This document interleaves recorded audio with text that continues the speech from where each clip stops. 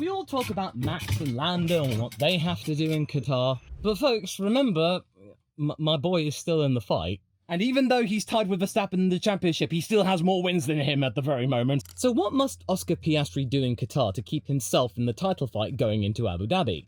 If Norris has a rough weekend here, the Australian can still overtake him back, mathematically speaking. And as Murray Walker once said, anything can happen in Formula 1, and it usually does. I mean, just look what happened after Vegas and what happened after Brazil. A pit lane start to third with Verstappen, then a double disqualification for McLaren, the first time in their entire history.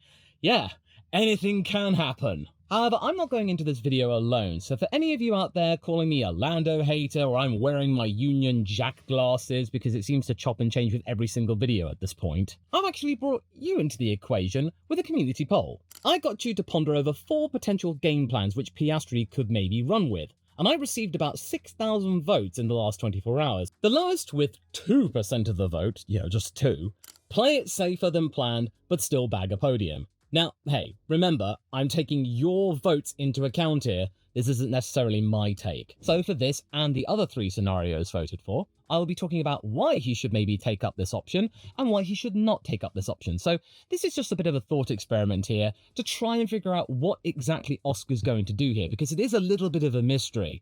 Although at the end of the day, we do have to remember that even though we may like Piastri, or if you're not a Piastri fan, you are still wondering what he's going to do, we are not Oscar's mum. That's Nicole Piastri's job. Anyway, why should Oscar do this? Well, it might sound dull, but Qatar isn't a normal race. Lusail is fast, has high grip corners, and it basically torches the front left tyre. We know that all too well, hence the lap cap we've got for this weekend. You can't just send it and hope. And considering what Piastri's been through and the small reprieve he received after being disqualified, it was almost the best thing that could possibly happen to him, actually clawing back 6 points that he thought he might have lost. 24 is still smaller than 30. Maybe a calm, controlled run around this track might be the smartest option, without risking some kind of Hollywood-esque gamble that you're just putting everything on the line and then you run the risk of either going off or crashing the car, and your complete hopes of a championship are absolutely dead. And with Norris still only 24 points ahead of Oscar and Max, we are in a situation where it's not all that dissimilar to what we were expecting around 2010 with 2 rounds to go, with Sebastian Vettel being 25 points behind the championship lead with 2 rounds to go.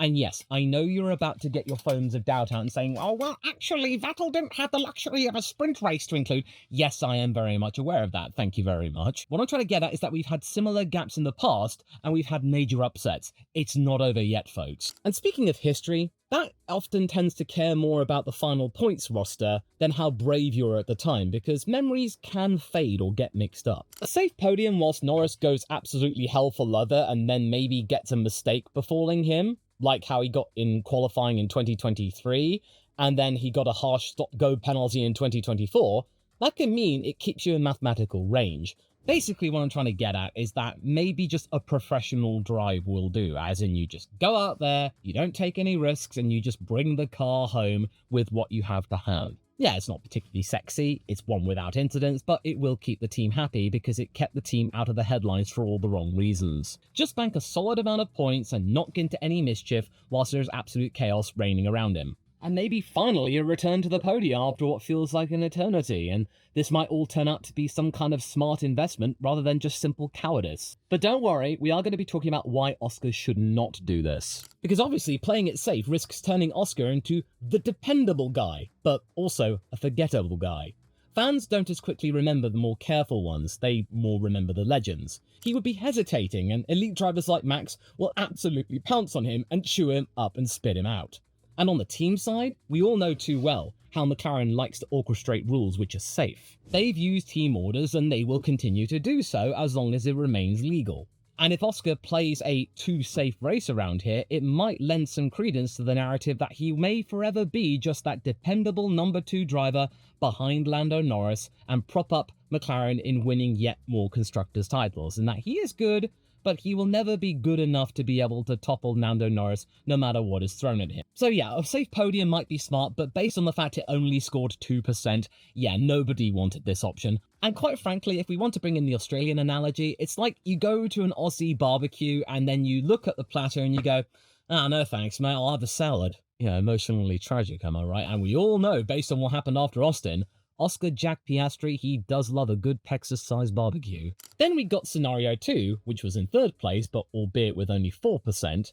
Be nice and help out Lando to seek good karma from McLaren later on. Why should he do this? Well, this one is all about politics and long-term leverage. McLaren have made it clear, especially last year, that if it were mathematically the case, they would be willing to give, in that case Norris, priority in a title fight, to which Piastri dutifully obliged when the situation demanded it. I hate to sound like a broken record in this situation, but Brown and Stella have made it really clear that the team's focus is not about feel-good ego boost, it's about the team first. And especially not around internal duels that can easily break the team apart, because McLaren has been through that one too many times since the original McLaren and Project 4 Racing merged in 1981 to give us the McLaren that we know today. But unfortunately, it might not be as simple as that because it is baked into the Woking team's DNA one way or another, no matter how nice you're trying to frame it. So maybe if Qatar arrives and Verstappen seems to be on good form and the narrative is very much behind him,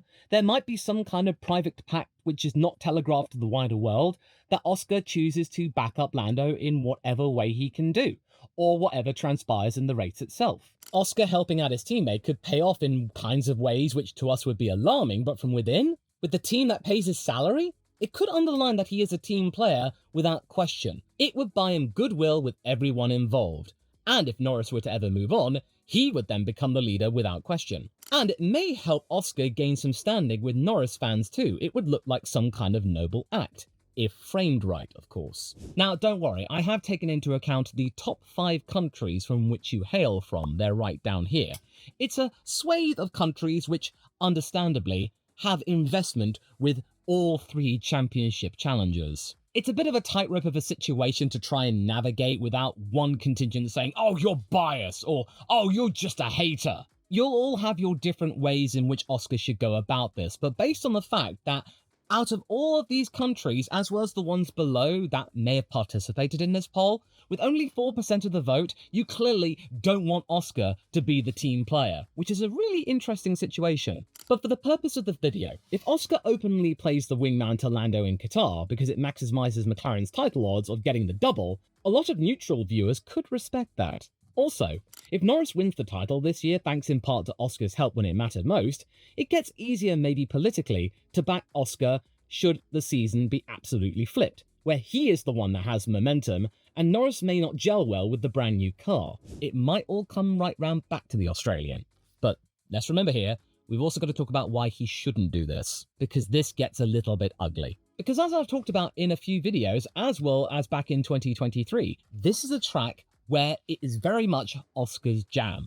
After so many races where he's had such middling performances, too many fifths, it's just given me a headache seeing P5 attached to the guy. If he were to fall back at a track where he can arguably be described as faster than Lando, then what does that say about him? It could be locking him in as the permanent junior partner, not just in age, but also in seniority, forever. And once a driver is typecast like that, it is really hard to try and shake off. I mean, just look at what's happening with Yuki Tsunoda. Him being just yet another casualty in the eyes of the wider media of the second Red Bull seat curve. No matter how much Marco and Mekis and everyone at Red Bull have been saying, we are dropping the ball here, Yuki. We are sorry. We messed up. You didn't. You did the best you could in what we provided you. That's just not going to shift. The wider world wants Yuki out. And Red Bull, I don't know what they're going to do. Basically, what I'm trying to say is that there's a real risk of Oscar emulating his manager Mark and becoming the number 2 driver, but at a different team. And we've already seen tensions mount after repeated team orders at McLaren. Even though everyone smiles in the media pen, once things have calmed down after more heated radio discussions, which we have been witness to, you out there are not stupid. I get it, you all love a little bit of drama. You love the tension and excitement that happens with all of the off-track stuff as well as the on-track stuff.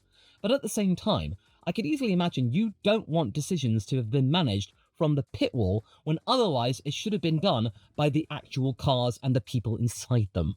or if anything that looks like external manipulation. Because I've been reading Alex Jakes' book From Grid to Glory, and it reminded me of the Ferrari barge board controversy of 1999, where there were many speculations that the FIA decided to overrule McLaren's protest against Ferrari in that particular fracas for the sake of TV ratings. So people wondering about, oh, it's all about the show. Well, this runs deep. It's run for decades. This is just yet the same old story playing out for a different generation. And there is also the human factor to play in all of this too, because Lando has stated himself that he does not want to be gifted a world championship. He wants to win it fairly. And especially not from wins gifted by his teammate, or podium places gifted by his teammate. And if Oscar hands him some kind of easy pass or doesn't make things too difficult for him, it is going to be wielding many more spanners of speculation, and many people just saying, oh, well, he only got that title because his teammate played nice. It's not going to reflect well on Oscar either, because he just bent over backwards for the sake of,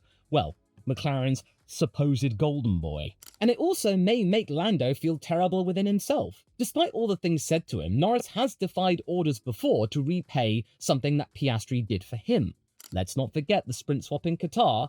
Norris ignored team orders to pay Oscar back for how he helped him out in Brazil when there was a championship to play for. Lando wants this title to be won on the track, and as we have seen, he has been going up against a fierce wall of opposition from many circles of the fandom that do not want him to be the world champion. This is not me saying it, this is from what I've been able to see on the F1 Twitterverse. I appreciate that he wants to try and win this championship differently to the heroes of the past. He wants to make it unique, but let's just say he is not universally popular at the moment. And also why Oscar shouldn't do this is that he is not like Mark Webber, who was near the tail end of his career and handed this golden opportunity. Oscar's only just started his career, so for him to act this way right now in only his third season, how will this go on to define his career for probably the next 10 years? He's at least got a decade left in him in the sport, at minimum. Throwing away a shot at becoming Australia's first world champion in 45 years so the British teammate gets his? Overly generous, to put it mildly. And for an Australian kid who's already left one team in a contract fight to back himself, there's a limit to how much self-sacrifice would make sense. So I would say, yeah, do help out Lando when the maths makes it obvious that he should be helping him, yeah, absolutely. But being nice right now when the maths still are giving him some hope as well as Max, that doesn't make nearly as much sense. And doing all this for the sake of karma and hoping that McLaren will pay you back later, that is a very dangerous way of going about things. It's not a guarantee that things will come back your way. It'd be nice if it did, but we can't say for sure that it will. Then there is section 3, and this one got slightly more votes, about a quarter of them. Just do his own thing and block out the noise. If I had to pick one, this is the one I would choose, so why should he do this? Well, this is the stoic option. The one that seems to match the aura which the media has bestowed upon the Australian, even though he didn't really ask for it. You know the one. The Ice Boy. He's Kimi Räikkönen. There you go. Even though he's never really agreed to that assertion, and if it were up to me, I would say personality-wise, he's more of a Mika Häkkinen. He can be fierce and very silent and stoic, but he also does have a cheeky side. So in this situation, maybe he should emulate Kimi Räikkönen and just go out there, drive the car, ignore what everyone else is saying, including what I'm saying right now, and just do his job. And at a track that he himself personally enjoys. And that seems to be the vibe I'm getting from the media pen interviews before the main media day, that he is looking forward to this track, and yeah, the challenge of maybe getting back the title lead is going to be difficult, and he is just saying, I'll see what I can do, basically. And that might be the healthiest way of going about things, going at a track where it's going to be intense on so many levels. Even though it's not going to be nearly as hot as it was in 2023 when we last got lap caps around Qatar, it is still going to be a situation where there are many things going to be held at him and the other 19 drivers on the track. It's overstimulating, to say the least, so he's going to be needing all of his mental load focused on what's going on ahead of him and what may be going on in the pit lane, as well as not getting any track limits violations or messing up an important corner, or maybe picking a strategy frantically, which maybe throws him off course. And also, I must stress that when I say do his own thing, What I'm not trying to say is that he ignores team orders, that he should just trust his instincts and use the experience that he has been able to accrue this year, because it's certainly been an uphill and downhill sort of thing, even more so than his first 2 seasons. But I will hark back to that sprint race at Spa, where he was on the front row with Max Verstappen. He was actually toe-to-toe with him for the longest time, even though the car was not up to the snuff of the RB19. It went on for so long and it was so clean. That was the day he earned Verstappen's respect, in my opinion. It's just a shame the race didn't turn out nearly as cleanly. And I think you can all relate to a driver maybe wanting to block out all the noise that's going on around him so that he can just do his day job. As we've heard from Verstappen so many times, he would ideally like to just arrive, talk to his engineers, race the car, maybe collect his trophy, and then go home. He wouldn't want to do any talking to the press at all, bar the bare minimum that doesn't get him wrapped on the knuckles by the FIA. And it's also why we've actually seen less social media interaction from Oscar and Lando, which has been curated. It always seems to be more fly on the wall, as in the camera guys just following Lando and Oscar as they go about their business. Or if they do talk to the camera, it's more about race debriefs with, the lapel mic up like that. Instead of just saying, "What's your favourite cat?" But then I would also say, why you should not be doing this, mate. I've heard the likes of Stroll and Gasly say, "Oh yeah, we're blocking out the noise," and I mean, that's all very well and good for them to do, but you just got to look at the perspective here. Stroll and Gasly, they don't get nearly as much attention as Piastri is getting in the moment. And there's also the political reality that we've got the British hero of McLaren, who is now the longest serving McLaren driver, and then a rising champion-elect Australian on the other side of the garage. And if Oscar's just too focused on what he himself needs to do, then he might actually start to miss certain key parts of what the team expects from him. And recent history has shown that whenever each driver slips up, it does come up with some internal consequences. The whole repercussions thing, and then the clean slate that happened not long after Austin? These kind of moments have shaped sprint and race results. Driving as if you operate in a vacuum doesn't really work as intended these days, where social media is a thing and everyone has an opinion. And also, it could actually cause you to leak performance and potential. Just look at what happened with Alex Albon after he lost his radio contact and he had to rely on the old board at the start-finish straight from his team.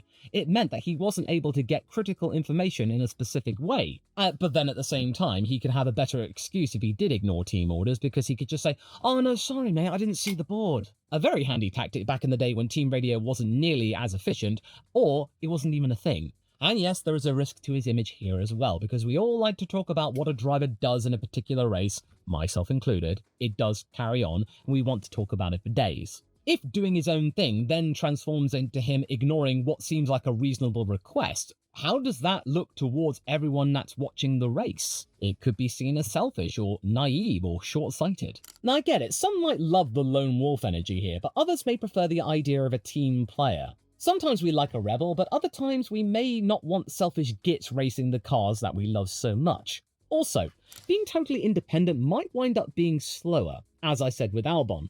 The pit wall has live data on everything, so you should really at least maybe take a listen to it or hear out the likes of Tom Stollard as engineer. If he just tunes out the pit wall too much, or if he second guesses the pit wall thinking, "Oh no, what are they up to now?" he might actually legitimately miss an opportunity for an undercut or some kind of move that might gift him a couple of places or a critical few seconds on Verstappen or Norris. I get the idea of wanting to tune out the noise, and it would be the one that I would choose to do, but I can easily see the downside to this too, because you might end up missing some very important information, or it might end up backfiring on you anyway with the wider world. But hey, if you're blocking out the noise, then it wouldn't really matter anyway, so, who am I to say?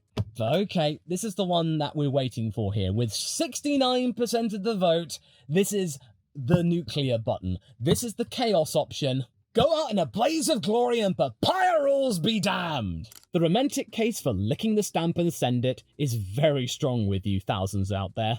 The title picture being insanely tight, and for many of you in my top 5 countries, this is the time when Oscar should be like, if I'm going to win this thing, I'm winning it on track at full pelt, as well as maybe quietly measure myself up against Max Verstappen in the future. And Piastri's shown that he can be devastatingly quick around this kind of track, and going all out here could maybe part of his own legacy, a part of his signature. The way Suzuka has been linked to so many drivers of the past for right and wrong reasons, or very legendary or very infamous reasons like Prost, Senna, Schumacher, what have you. And from a purely competitive standpoint, being more conservative could be a riskier plan as well. Maybe it might be for the best that you just go out there, get distance from your rivals, and then just pin it, having already done the dirty work. Because what happens if Max and Lando go out all guns blazing and their strategies stick? It will mean that Oscar is a very distant third, and then he himself will be third in the championship with no hopes of getting back whatsoever. He would be absolutely done. And going from leading the championship to being a distant third in just a couple of months, that would be really embarrassing. So maybe just a full attack mode plan might be the way of completely erasing all of the negative headlines that we have heard about Piastri since that day in Monza when he has not been on the podium since. You know, go big or go home, something like that. Yeah, there is a chance that it may not work out. He may end up falling behind, or he might just have to then nurse the tyres and he won't be in a position to mount a championship challenge. But if he did give everyone a show, it might elicit a degree of sympathy with people going, oh, that's a shame. Well, at least he tried, you know. He had that spirited comeback at a track he liked, but it just wasn't enough. You know, oh well. It'll still be leading to a disappointing outlook on his championship prospects this year, but at least it won't be like, wow, what a bottle job. It'll be at least a little bit less harsh. But then, okay, this is why I think he should not be doing that. There are quite a few reasons to be had here. Because going all out with an agreed framework with McLaren is one thing, but going all out and even going rogue is another thing entirely. And remember, McLaren have built this entire era of their existence on unity and long-term planning. If Oscar blows through a clear instruction to help out Norris, or, hey, mate, your tyres are about to go bang, you should maybe slow down here, then it could completely break the trust pact that Stella and Piastri currently have at the moment, which has already been a little bit frayed over the course of this year. On the other hand, he might then win the battle, but he might lose the war, and maybe lose his job. And also, as we saw with the Schumacher-esque chop of Lando, many F1 pundits do punish hot-headed antics with degrees of severity. And let's not forget, track limits are a very intimate bedfellow around this track. It happens many, many times around here. A nothing-to-lose style might be your ticket towards getting yourself a 5-second time penalty. And then going off of that, I have seen many comments saying, yeah, Oscar should take Lando out, or he should take Max out, or both of them out at turn 1, yeah! Well, I hate to burst your bubble, buddy, but if you were to do that, people would see right through that immediately, and the stewards would immediately whip out the black flag right there and then. This isn't an F1 25 open lobby here, people. Even in 1990, when Senna did what he did to Prost at Suzuka, he was playing with fire there at a time when cars were far less safe. He was risking injury or even death with that move at 130 miles an hour. Yeah, of course, no one's likely to get hurt, but if that were to happen. But yeah, a lot of things could easily be damaged anyway. I mean, sure, it would look absolutely dazzling, and Liberty Media's social media department would be having a field day. They'd be earning their Christmas bonuses, that's for sure. But it would be a guarantee that Oscar Piastri would be hurled out of the championship, excluded, like Michael Schumacher was in '97 when he pulled off a similar thing to Jacques Villeneuve. And even if the stewards were being nice, you would get a grid drop for Abu Dhabi and you'd be out of contention anyway. And it also wouldn't really help out your prospects of the championship anyway if all three got taken out, or if you yourself got taken out in a failed move. How would you look? And also, I just think it's impossible because that's not the way Oscar flies, or at least that's not what I think. I don't know him personally. And also, if he did that, I bet your bottom dollar, if Norris had gotten taken out and then Oscar overtook him in that kind of manner, Zak Brown would fire his arse. We all remember the allusion Zak Brown made to 2007 and it eerily getting closer and closer to becoming a reality. But another historic allusion surrounding McLaren would be emulated in Suzuka 1989, and that would be an even less enticing prospect for McLaren to want to repeat. It's spectacular, but downright stupid. No one would hire Oscar if he got hurled out by McLaren. Well, I mean, except Christian Horner, because he really does rate Piastri, and if he does take over Aston Martin, maybe he would like to give Oscar a go. So yeah, there's a lot to think about here. And also his career arc. He's a driver McLaren ideally would like to be the other half of the strongest lineup out there for years to come. Their junior program has been gutted as some kind of show of commitment. Drivers there seeing maybe the writing on the wall, and it paving the way for Oscar and Lando to remain unopposed by the junior contingent. If he openly disregards team instructions at a climactic race of a title fight, that will begin to erode that trust, maybe even nudge toward the exit when the next superstar becomes available from wherever. Maybe one who will work with Norris better or without any resistance. So yeah, Oscar, absolutely, flip that coin. But as my late dad would always say, engage brain before opening gob, or maybe in the case of racing drivers, before you turn the steering wheel. And if he gets it right, it might end up being a down-the-pub sort of banter fest, as in people go, oh yeah, Oscar was great, whoa, Oscar was great, no, Lando was like that. You know, it gets a little bit loud, but it's all in good nature. It will not wind up being some kind of Abu Dhabi fest, where everyone's talking at each other and it gets really, really nasty. There is no good nature in that at all. And there is indeed a chance for him to correct the mistakes or the middling performances that we've seen recently at a time when Lando's rhythm has been knocked a little bit. But you gotta admit, the end to the season has become a lot more excited than many people feared. And maybe for some, denying McLaren their dream ticket or their ideal result, oh, people will take that. And the way I would like you to go is to this video here, because I believe that this will be one you will enjoy. I'll see you over there.